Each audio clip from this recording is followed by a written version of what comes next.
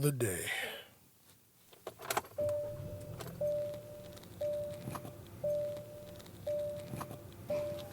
All right, let's ride.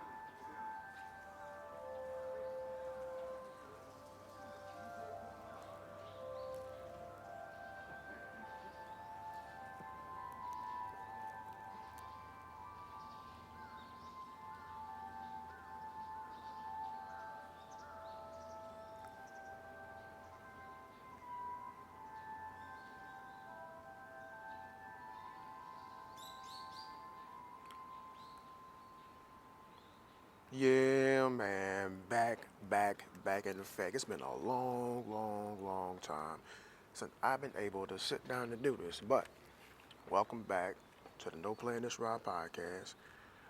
Welcome to it. If you ever been here before, and if you've never been here before, I'm glad you're here either way. So you may or may not be able to hear me, but at this point, I don't care. I haven't done this in a long time. I'm probably gonna be rusty, but it was important that I had to take the time, opportunity to do this to see if I can get it right. So that's why I'm talking to you right now because I'm leading a slightly different lifestyle. I'm a different man in a different land.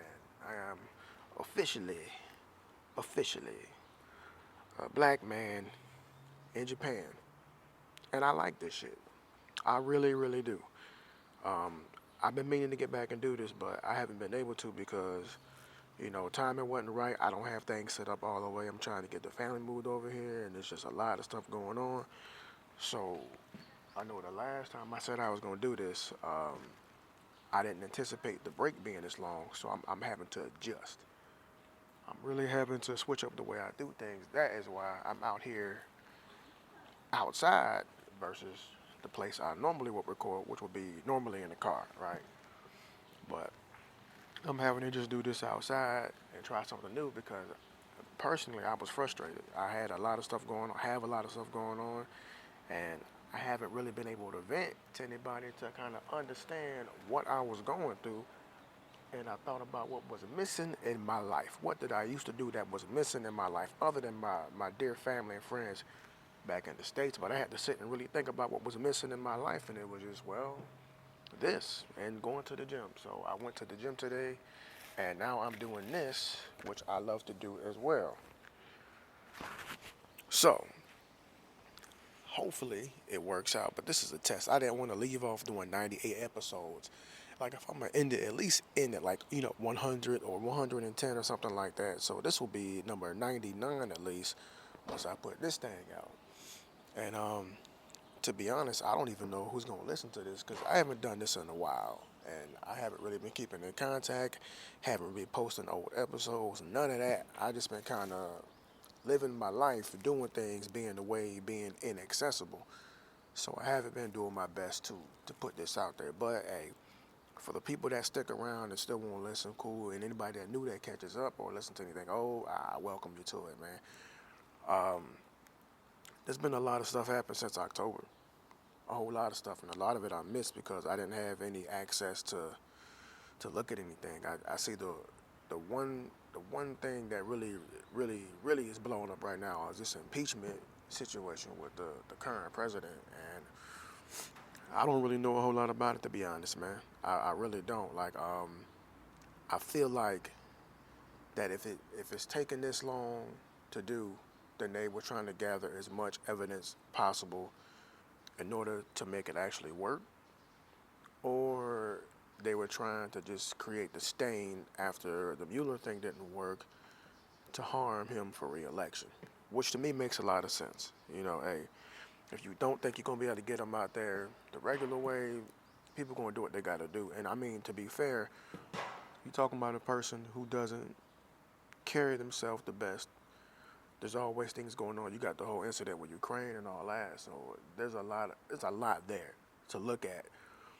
And just as a human being, just looking at this shit and thinking about the responsibility that this individual has, the standards and I'll just say basically the standard and the expectations that other people and other occupations are required to uphold and expected to uphold, and how people in different jobs, whether it be like a government job or whatever, they get told they got to adhere to a certain standard when the person that should be setting the standard isn't even close to doing that. I mean, not even close to setting the standard of a decent human being. But another individual working for a government entity does anything close to this, and they getting them out of there. Their job is ruined, their livelihood is shaken, and they got nothing left. Meanwhile, this individual gets to act the fool in the highest office in the land. And it's kind of hard to look at and watch and pay attention to. And luckily for me, being away, I haven't had to do that. I just get to see little snippets, read little posts the homies put up. You know, I haven't been following it enough to be able to speak intelligently about it, but I do know from what I knew before just how this individual carries themselves. So no sympathy on my end. That same energy and that negativity you put out, you getting it right back. I mean, and in all honesty, this could still work out in his favor in the end, but he's acting like somebody that's guilty that don't want to be caught. That's how it comes off to me. You firing people that could potentially get you in trouble, trying to get them out the way. It looks like you're moving chess pieces on the chessboard. You know what I mean? And some might say, well, it's not, it's just Jedi. It's some Jedi mind trick. He's trying to make you think he's struggling when in reality, he knows that he's got this in the bag. He's just doing this to mess with him. I don't believe no shit like that. I think he knows, and I think people are just trying to spin shit to make it seem like he on this game. People who have a grasp on reality understand what's been happening and what's happening now as far as the characteristics of people and how they act. That's just me. And I can't, like I said, I can't really speak intelligently about it. I just now got to a point where I'm stable, where I'm going to be, where I'm going to live at. So now I can kind of start paying more attention to it, even though I don't. Like, I don't want to, but I still will. Because it's like, I have the ultimate excuse. Like, I ain't living there right now. And trust me, not thinking about this shit has been great. Because I'm usually the type of person that pays attention to these things, and I haven't really been able to because I've been busy with shit like my own life and new experiences in the new land. So it hasn't really been on my brain. But of the two to three big stories that's been going around, this is the one that like really, really caught my interest. So I had to kind of dig into it and see what was going on, because it's okay to miss a lot, but you don't want to miss everything. And yeah, I can't help but laugh, man. I hope it goes the way that I want it to go. And I keep that to myself, but if you got any kind of sense, you know what I mean. And the other big thing that I was made aware of was the season that Lamar Jackson is having. Like, Lamar Jackson is out there balling. Like, I knew my Florida State Seminoles were a victim of Lamar Jackson, so I've been aware of his talent for a minute. I just didn't know how quickly it would translate to the NFL game, and if he would be able to do the same things he had been doing in college. And I mean, all the ability is there. Like they said, they didn't think he could throw and all that, this, that, and the third. But we all know how that go when it comes to black quarterbacks, because of the ease of the athleticism with any quarterback that's athletic. That's gonna be the knock. Oh, they just like to take off and run. Like, don't knock that person, because it's way easier for them to do that than do the cookie cutter shit that y'all expect them to do. it's easier for them to innovate because they're just seeing things on a different level. It's them seeing lanes, them seeing the possibilities, them making the decision to put themselves on the line and run the ball to advance the position of the team. It ain't always about them showing out. It's just a part of their skill set that they have. And they manage to do it well, like Steve Young did it all the time. Um, Mark Brunell did it. You know what I mean? So if you can see the lane and make it happen and advance the ball for your team, that's the name of the game is inches, man. Get as many inches and yards to get to the end zone as you possibly can. So if they can do it well, shit, why stop them? And right now, at least it's working out for Lamar Jackson. Now when they get a lot of film on homeboy next year, all that shit may change when they get to lock down these tendencies. But for right now, man, this guy's a weapon, like a serious weapon. So I mean, the things he's doing have been done before, but not quite to the level with the throwing as well. Like the running, we saw Vick do his thing with the running and all that, of course, but what he's doing with his arm and his leg at the same time is like Vick didn't do it to this level at the same. He didn't do it like simultaneously. I think he could throw the rock, right? But his legs were his most dangerous thing. This guy seems to be a combination doing that right now. Like Vick, it took Vick a little bit of time. He had to go do his time in jail and like rededicate himself to football to be a better passer.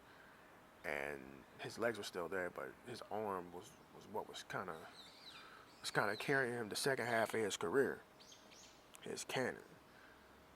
And like Lamar Jackson's doing that shit like right now. It's like he learned, he looked, he listened, he saw, and he realized like, hey, to be a marketable quarterback in this league, with the skill set he has, with the ability he has, and with his ability to innovate, you got to put it all together. You really do, because the more you can do, the bigger the threat you are, the more it's going to open up the other plays for other positions on the field. So,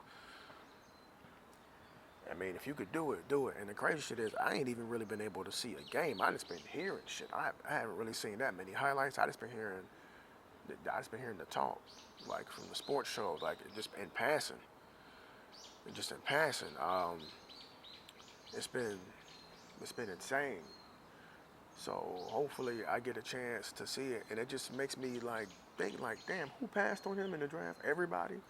He was like the last pick of the first round, and I just didn't understand how Miami didn't draft him. Like, you got a kid from the state of Florida. That's ass in the seats. People want to see that, and they whiffed on him, and I'm pretty sure they're struggling right now. And the Ravens are doing well. So I guess it's just one of those things that you get missed by people in your own backyard, man. ACC kid too. Crazy. And now he in the league tearing it up in the AFC. And it's gonna be interesting to see where his career goes, but I hope it really, really goes far. I hope it goes far. I hope he can continue to do this shit, except for when he plays my teams. Hope the Bears and the Jaguars bust his ass up, because I still owe him a couple from when he smoked Florida State. I think that boy hung 70 on the nose, and shit was crazy. And it was like, that was the beginning of our decline for real, when we got exposed playing Louisville, because I believe we were fairly highly ranked when that ass whooping occurred. So, yeah, I'm rooting for the kid, but not when he played against my team at all. Hell no. But good on him though. And to bounce back to the person I mentioned a few seconds ago, Michael Vick, like, I don't know what happened with him.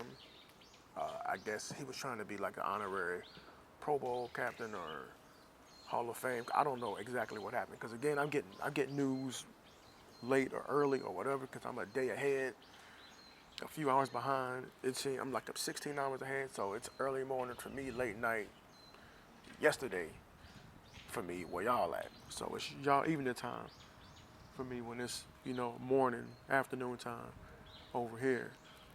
So when I get news, it's either like I either got it super late, or it's either a day late or 2 days late, and I'm on a whole different mission. But I did happen to catch stuff on the social media's feed, and just seeing that something was going on with Mike Vick, and seeing people get mad about it and this, that, and the third.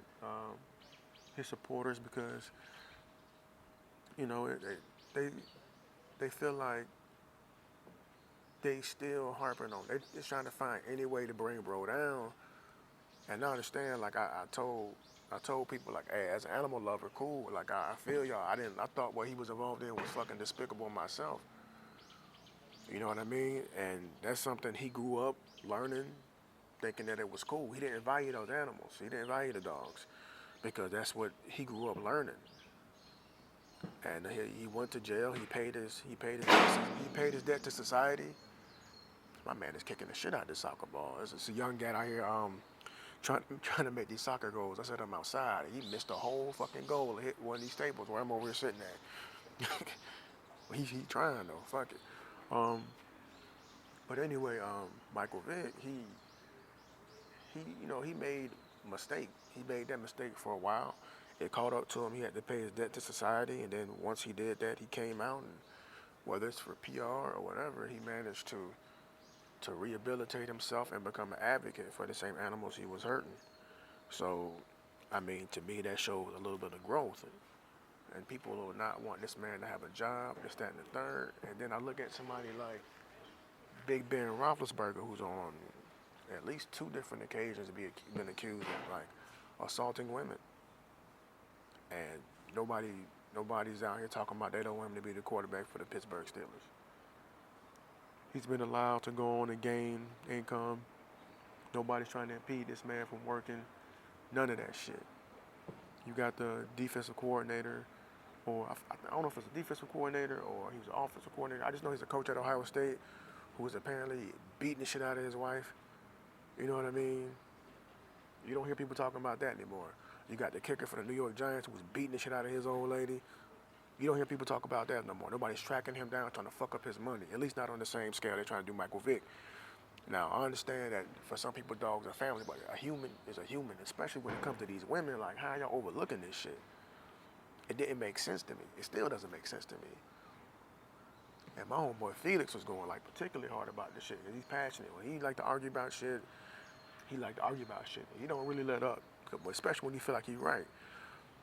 So I just kept seeing him posting and posting and posting. And I was sitting there and I just thought about it. I was like, hey man, you got to stop arguing with these folks, man.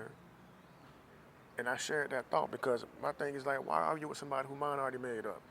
You're wasting your energy.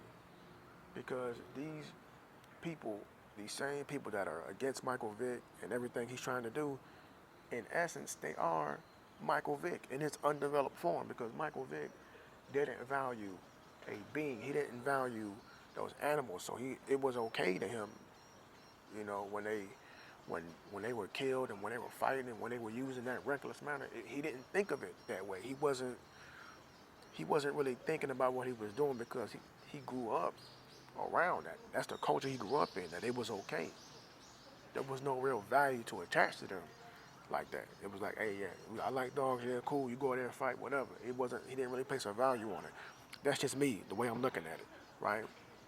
The difference is he paid for his crimes, went to jail. I guess, I don't want to say rehabilitated, but I guess I used that, rehabilitated himself to the point to where he was now an advocate for these same animals.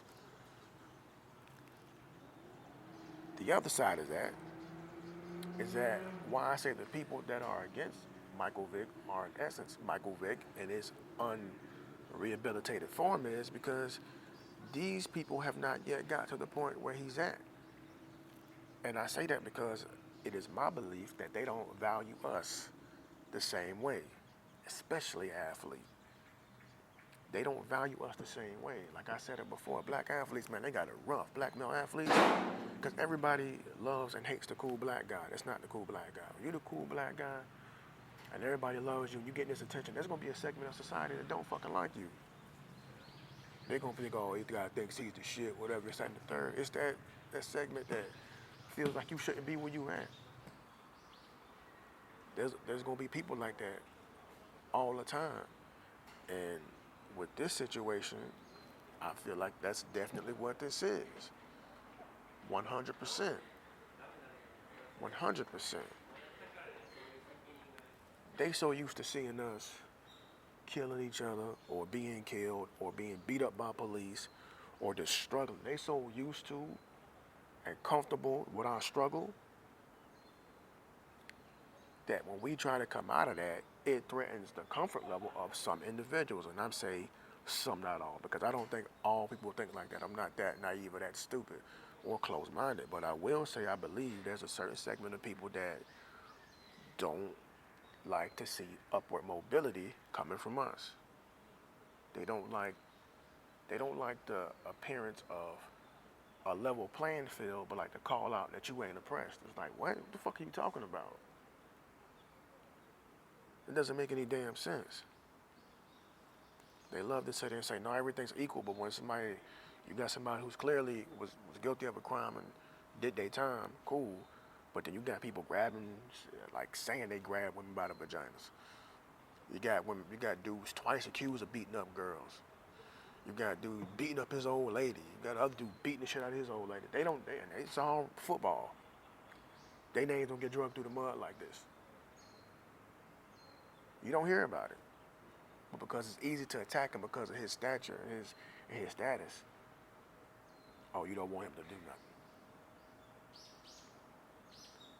You know what I mean? So you're dealing with people who have for generations seen us suffer. We have been tricked into thinking that it's normal for us to suffer. If you look at it, and I'll always relate it back to music, because that's what I know the most. If you look at music, and you really think about popular black music, and I'm just going to use rap because that's what I know the most. If you really sit down and think about who benefits from that, all the jewelry, all the cars, all the clothes, all the women, all the houses, all the cash you see, if you really sit there and think about who benefits from that, a small percentage of that is the artist, is the young black person, right? If they are making that amount of money to be able to have those type of funds,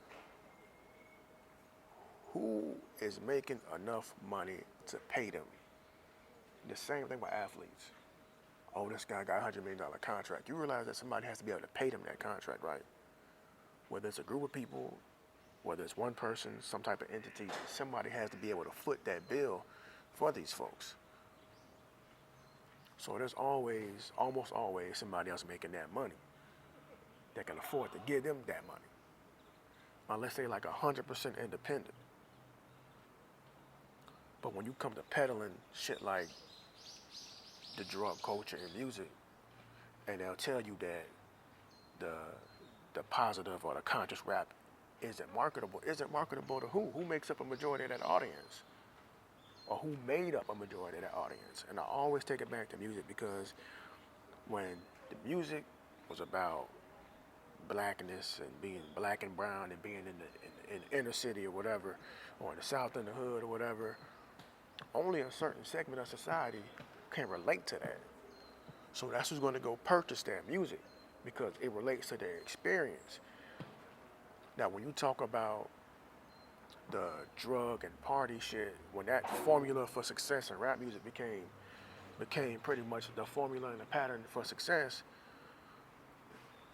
there's not too many people that can't relate to partying. You could party in the city, you could party at your crib, you could party in the country, you could party anywhere. You can just about get drugs and alcohol anywhere. So when you're talking that type of lifestyle, that shit relates to everybody, and it's marketable. So now the people in the suburbs can take part in that shit too, because they understand it to a degree, and it becomes more marketable. So the companies that own the record labels now have a bigger base to market to. They have a bigger pool of people to target. So we get all the reinforced drug dealer culture being spoken to our youth, and I don't give a damn what nobody says. If you listen to it that often, it's going to influence you.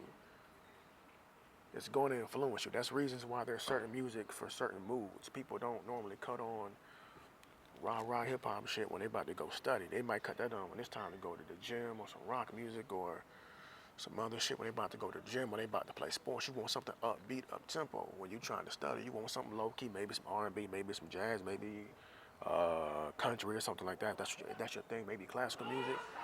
But a lot of times your music reflects your mood and what you into at the time.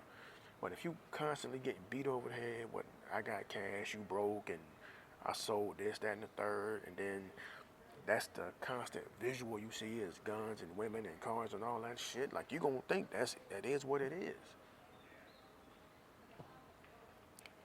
cause you're not in your young life as a 12-year-old, 13-year-old, 14-year-old, teenager, whatever, 10-year-old. You're not really gonna see the doctor, the lawyer, the astronaut, the banker, the nurse, the garbage man.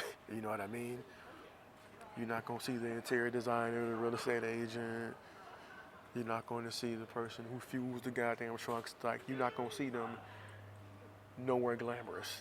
You're not gonna see them in a situation where what they're doing looks like something you want to be into, unless you somehow as a young person found an interest and you found a niche for it, and you dig it. You're gonna see the actors, you're gonna see the athletes, you're gonna see the musicians, you're gonna see those type of people. You're gonna see famous people enjoying their adult life, and you're gonna aspire to be that because they make it look fun and carefree. That's what it does, and they market that lifestyle. That's why you're not gonna get Common on the radio like that. You're not gonna get Mos Def on the radio like that. You're not gonna get it because what sense does it make as a businessman for you to market to a small demographic? Especially now when when the demographic that you have made almost disappear. The organic demographic, which was the brown, the Asian demographic that was living in these neighborhoods that was really around this hip hop culture. And in New York City, I would say you had white folks out there too, but like the majority of it is that experience is black and Latino experience. So you go from marketing to that to expanding it, well, actually simplifying it and then expanding it to a bigger group. That's what you got for over 20 something years. And you all but squeezed out the conscious market to where it had to be on internet radio and blog sites. That plays into the culture. So the things that people see to them become their reality of people. That's why if you ever look at images of countries, like you see images of Africa, you think woodlands. You don't think that they got cities like um, Johannesburg where it's developed. You know what I mean? You don't think about Sierra Leone. You don't think about Lagos, Nigeria, how it being developed. You think about bullshit. You think it's fucked up. So when you see somebody try to come out of that and try to come up and do something different, it's like, nah, y'all do this. Y'all go to jail. Y'all shoot each other. Y'all sell drugs. Y'all fight dogs. That's what y'all do. Don't try to come out of that because you're going to challenge my comfort zone. You're not going to be on equal footing with me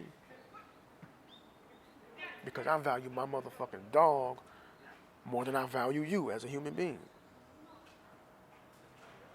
And I mean, that's just my take on it. That's the only thing I can see. They ain't there yet to where they look at you the same as them. So why fucking argue with them? Let them people go about their business. Don't waste your time. Don't waste your time. Because it's people that don't look like you that know that those people are fucked up. Work with them and make them raggedy motherfuckers come to you. That's just my stance on it. Like I had to get it off my chest because it was like burning a hole in my chest. Looking at all this shit, and I just had to get it off, man. Um, what I really want to say is I'm enjoying being away, but I miss it. And my time in Japan has been great, and I'm gonna be here for a while. So I'm trying to enjoy it, trying to eat the food. It's like they told me, like, hey man, you can eat this ramen and shit over here, but when you get to Japan, it's gonna be a whole different ball game. And they weren't lying. I had sukune, which is like a chicken meatball. That shit is delicious. I've had real deal ramen, which is dope. I've had Japanese curry, which is really good. And I really, really want to branch out and eat more and more different foods, man. So I'm not eating the same shit every day. I'm not trying to eat ramen every day. I'm trying to be able to eat something different, on a regular basis. And then, I mean, because I know it's going to slow down. Once the family gets here, we're going to be in the house cooking this shit once we get a place to live. So we're not going to eat this on a regular basis. So I need to get this out my system now so that when the fam bam gets here, I know where to take them. And I just need to get out and overall and get as much of this experience as possible. I got to start studying so I can get some of this language down so I can maybe hit y'all with some Japanese words on this podcast. You know what I'm saying? That's another goal. But overall, man, my experience has been great. In less than 6 months, I've seen the Pearl Harbor Memorial in Hawaii, which was pretty sad. It was fucked up. Oddly enough, there were a lot of Japanese people there, which I thought was kind of cool. And then I actually went to Nagasaki a couple days ago to where that second bomb was dropped, the second atomic bomb, and saw that site, and that shit fucked me up. Cause I don't discount, the events that happened on December 7th, 1941, with the air raid and all that shit. I don't discount that. That was fucked up too. They killed a lot of people, right? But the rumor is that U.S. forces were aware. That's a rumor. Anyway, I can either confirm or deny that. I saw that memorial, and I think because it was spaced out and because of the location, they can't really give it like a true memorial like they did for the one in Japan. Like the one in Pearl Harbor is mostly like on the site where shit happened. A lot of those boats were sunk and they're just there on the water. And they left them there, as remembrance. But this spot in Nagasaki, they got a museum.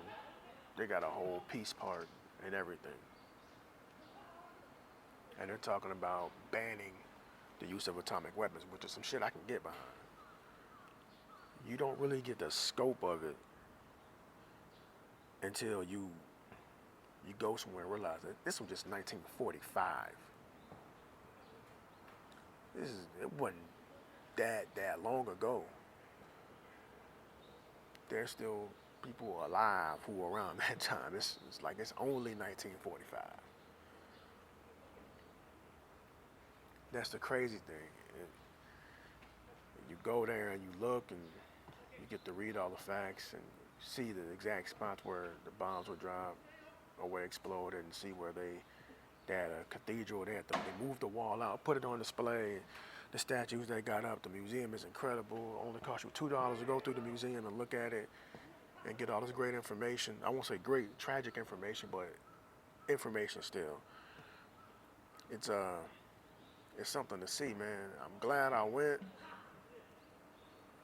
I don't know if I ever go back. I think once is enough. Like, unless the family get here and want to go, I can't foresee myself going back, but I'm glad I went. I'm really glad I went. Because it put a lot of things in perspective. Now, the weird thing is that you go there and, of course, it's a different country, so there's like no mention of Pearl Harbor whatsoever. None. And I think that's why a lot of Japanese go to Hawaii to see it, which would just make sense.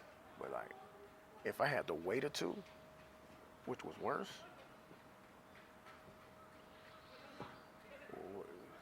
without question, the atomic bomb.